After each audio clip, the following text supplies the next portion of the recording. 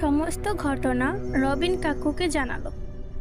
রবিন কাকু সমস্ত ঘটনা শুনে একটি কুয়োর গল্পের নথি আর একটি পুরনো চিঠি দিয়ে বলল, এটা রাখ, তোদের কাজে আসবে।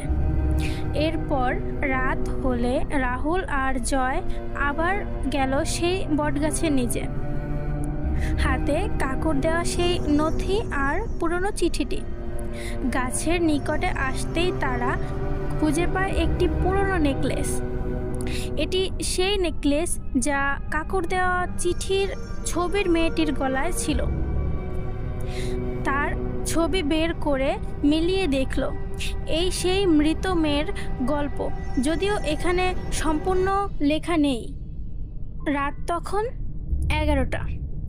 রাহুল ও জয় নেকলেস হাতে দাঁড়িয়ে আছে সেই বটগাছের নিচে। রাহুল বলল, জয় দেখ ভালো করে নেকলেসটা, এটা তো ছবির মেয়েটার সাথে মিলে যাচ্ছে। এটা প্রমাণ করবে মেয়েটার মৃত্যু স্বাভাবিক নয়, কেউ কিছু লুকাচ্ছে।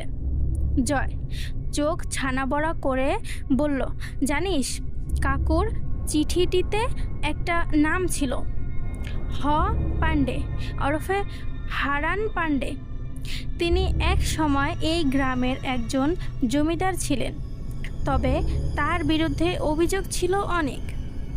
তিনি নারী লোভী ছিলেন। সুন্দর ও যুবতী মেয়ে তার চোখে পড়লে তাদের আর রক্ষা হতো না। তিনি যে কোনো বিনিময়ে তাদের তুলে নিয়ে ভোগ করতেন। তারপর মেয়েগুলোকে ফেলে দেওয়া হতো রাস্তার আশেপাশে, আর যদি কেউ বেশি বাড়াবাড়ি করত তাহলে তাদের মেরে ফেলা হতো এবং লাশগুলো ফেলে দেওয়া হতো গ্রামের পাশের ছোট নদীটিতে। চিঠিতে আরও লেখা আছে এসব ঘটনার সাথে নাকি হারান পাণ্ডের 2 ছেলেও জড়িত ছিল।